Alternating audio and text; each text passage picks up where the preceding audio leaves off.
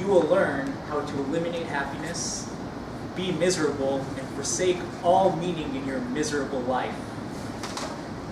And the best part is, I will show you how to do this in 7 easy steps. Using my method is a simple, cost-effective, and eco-friendly way to empower your next slump of depression till the end of time. You will need a personal identity. You will need a bank account, a circle of friends, dreams to forsake, and a social media account. Step 1, embrace entitlement. God put you on this earth, and man, does he owe you. You need to realize that you are a gift and should expect unwavering respect, subservience, and attention. Compromise, responsibility, and patience are only relevant to other people. You need to foster the idea that you're not just only special, but you are actually doing all of us a favor by just being here. And anyone who disagrees with you is either in denial or just hasn't been informed. And in these particular circumstances, it's important to inform them of your importance. After all, you were put on this planet for the sole purpose to collect. 2, it's always personal. Malicious intent is always there if you just look hard enough for it, especially when it comes to friends and family. Your spouse forget to call you today? View this as conclusive evidence that you don't matter to them and probably never have. Your boss give the promotion to your coworker instead of you? It's important to view your boss as viciously spiteful and yourself as just an overall loser.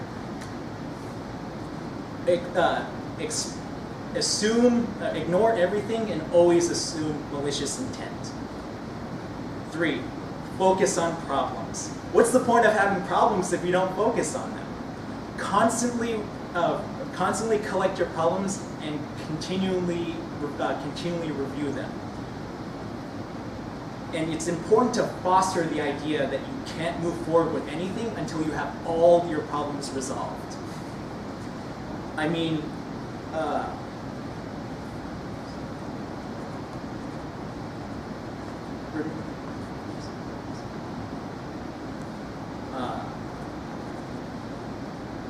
it's also important to accept the idea that you're the only one that has problems and that everyone else has it easier than you. And remember, you can't have solutions if you don't have problems. 4, self-resignation. Many people cheat themselves out of misery by maintaining perspective. Why accept yourself as only human when fatally flawed or irredeemably lost is just as acceptable? Why bark up a tree of constructive regret when paralyzing regret is just within arm's reach? At this rate, your negativity will surely become a reality. 5, have expensive tastes. You deserve the best and only the best, and anything less should be seen as a dubious effort to lower your standards. From now on, all of your purchases should only be listed as luxury, first class, and ultra premium. It's also you have to accept the fact that if you lower your standards, you have to view this as your self-worth is actually less. You know this as a fact, but more importantly, everyone that's ever met you will know this. It's important to publicly display your standards to everyone you come in contact with. Always make a fuss about the little things. If someone disappoints you, constantly remind you how they seem to disappoint you, and constantly correct them. 6, compare yourselves to other people. One of the greatest tools to help you in your quest for misery is Facebook. It's free and fun. The world requires your input. That's why God put a camera on your phone. Forget living in the moment. What's in front of you can wait. The world, everything that you do is constantly worth sharing. You need to train yourself to realize that your media experiences are actually much better viewed through the lens of a camera, especially when it comes to food. If you need to constantly follow your friends' feed and notice all the exciting things your friends do when you're busy doing less impressive things?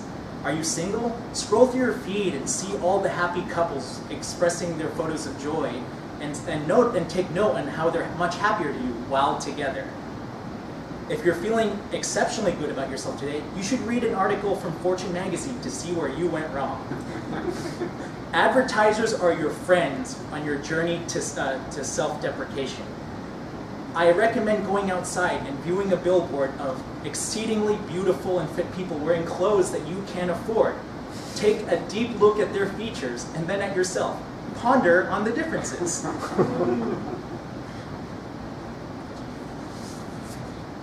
Seven, and finally, say no thank you to gratitude. Don't mess around with gratitude. All the effort that you put into misery will go all down the drain if you start messing with that. Start discounting you need to start discounting all the good in your life as a given, and start thinking about all the ways that life continually disappoints you. And that's really all there is to it. I mean, if you follow these 7 steps, I promise you that you'll be able to begin your steps to your next existential crisis. And be sure to join me next week when I teach you how to lose friends and alienate people.